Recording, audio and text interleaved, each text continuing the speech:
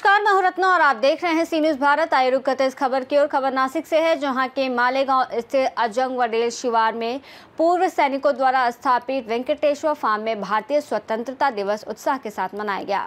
इस अवसर पर वरिष्ठ सिने अभिनेता मकरंद अनासपुरे, प्रवीण ताटे, हास्य यात्रा फेम भरत गणेशपुरे, गौरव मोरे, शिवाली परब मुख्य रूप से मौजूद थे।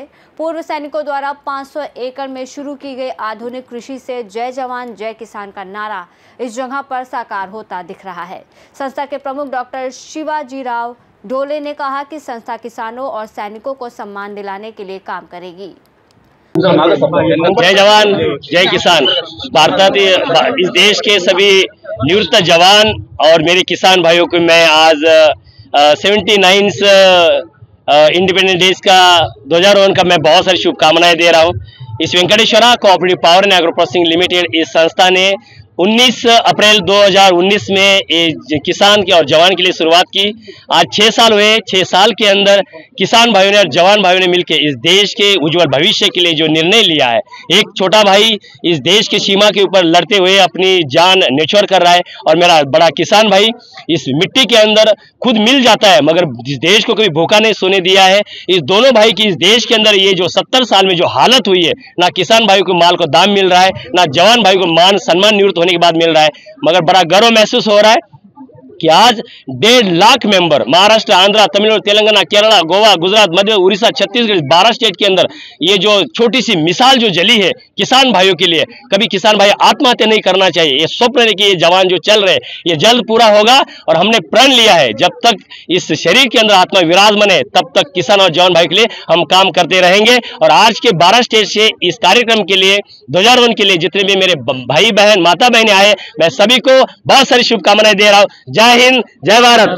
च्या संदर्भात अनेक ठिकाणी जाऊन संशोधन बघितले आणि त्यावरती अनेक बातम्या आणि आपण आपल्या पेजवरती बघितलंय। आज एक वेगळा उपक्रम मालेगाव तालुक्यातला बघितलं, काय सांगाल? सर्वप्रथम 79व्या स्वातंत्र्य दिनाच्या सगळ्यांना मनपूर्वक शुभेच्छा। मालेगावमध्ये येण्याची माझी पहिलीच वेळ आहे, त्यामुळे मी शिवाजीराव डोळे सरांचे आभार मानतो की त्यांनी मला मालेगावमध्ये येण्याची या निमित्तानं संधी दिली।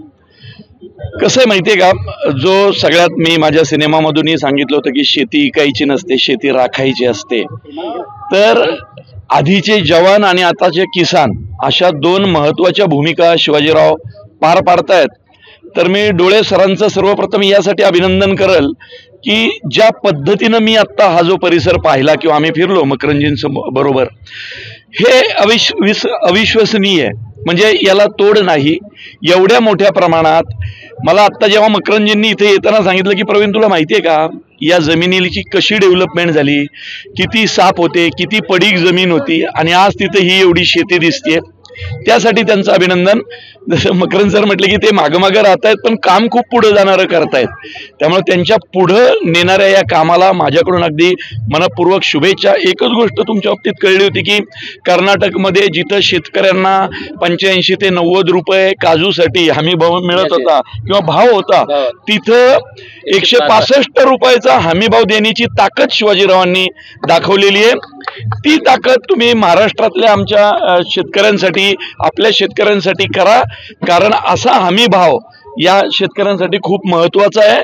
आणि तुमच्या नावात शिवाजीराव आहे आणि तुम्ही शेतकरी आहात आणि जवान पण आहात, त्यामुळे तुमच्याकडनं यापेक्षा पूर्ण होईल याची आम्हाला खात्री आहे। डायलॉग एकच। सगळ्यात आधी 79व्या स्वातंत्र्य दिनाच्या सर्व भारतीय नागरिकांना मनापासून हार्दिक शुभेच्छा आम्हा सर्वांच्या वतीनं।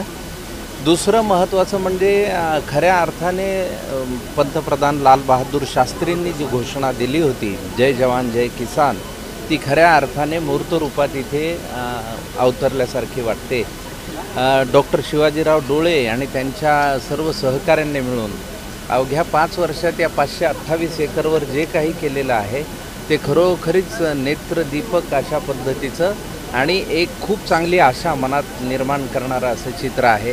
आणि या स्वातंत्र्य दिनाच्या निमित्त या विस्तीर्ण भूमीवर आम्ही सर्व कलावंत मंडळी भारावलेले आहोत आणि भारावलेल्या नजरेने ह्या सगळ्या गोष्टी पाहतो आहोत।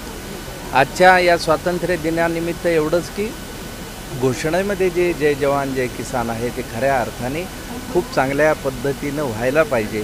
आज शेतकरी बांधवांची जी परिस्थिती आहे ती आपण सर्वच जण पाहतो। तर मला असं वाटतं की या आशादायी चित्रांच्या माध्यमातून शेतकरी बांधवांच्या जीवनामध्ये आमूलाग्र बदल घडला तर तो खऱ्या अर्थाने आपला स्वातंत्र्य दिन असला असं मला मनापासून। नासिक से सी न्यूज़ संवाददाता सुनील सोनवड़े की रिपोर्ट। इस रिपोर्ट में फिलहाल इतना ही। देश और दुनिया की तमाम बड़ी खबरों के लिए आप देखते रहिए सी न्यूज़ भारत।